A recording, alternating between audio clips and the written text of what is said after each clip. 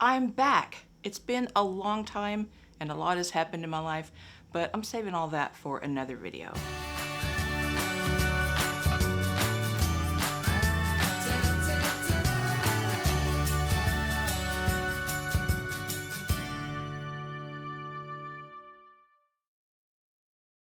Today I wanted to make a video about preparing for my short upcoming trip to Disney World in April that I'm taking with one of my relatives and their significant other.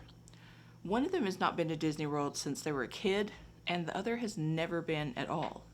So to help them know what to expect, I've created a series of videos with my info and tips for short Disney World trips.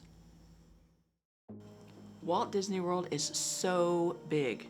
There's so much to do that I've always tried to have visits that are at least a week long, but even then my family has never seen and done everything in one trip because it's just so big. For this trip, we're going to try to do as much as we can in the 3 full days that we have going to the parks. And I'm still going to prioritize, it's just that we're cramming as many things as we can do into those 3 days. A Disney World vacation can be very physically demanding. There's a lot of walking involved. I mean, anytime you visit a theme park, you probably already know you're going to be walking around, standing in lines. But for anyone who hasn't been to Disney World before, or maybe haven't been since you're a little kid, you might not realize just how much walking you're actually going to do. I think the average for most people is supposed to be something like 10 to 12 miles of walking each day in the parks. And of course, that can be more or less depending on what you end up doing. Think about it, you're either walking from your car or from your hotel to the Disney World transportation, and from the transportation you walk to the park entrance. When you're in the park, you're walking around the parks. Then when you're done, you're either walking back to your car or to whatever mode of transportation that you're using, and you're going to another park to walk around more, or you could just walk back to your room. For this visit, we're going to be staying on Disney property and we're not renting a car, so we will be using the transportation provided by Disney, which consists of buses, the monorail, boats, Disney's Skyliner, and Disney's car service called Minivan that's accessed through the Lyft app.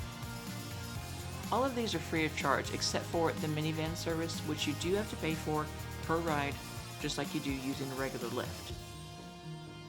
In order to prepare yourself for all the walking you'll be doing at Walt Disney World, I definitely recommend going on regular walks while you're still back home, at least like a month out before your trip, if not more.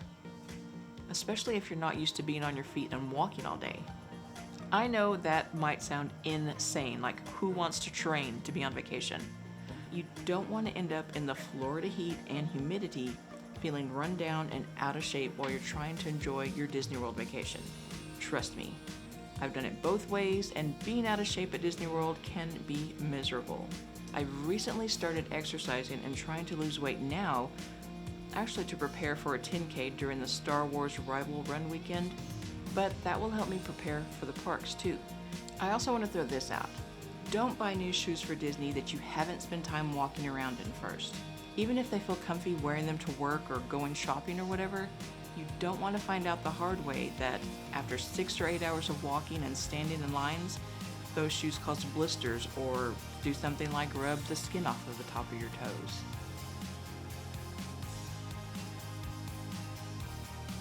The bottom line here is that you can do things to physically prepare for your Disney World vacation.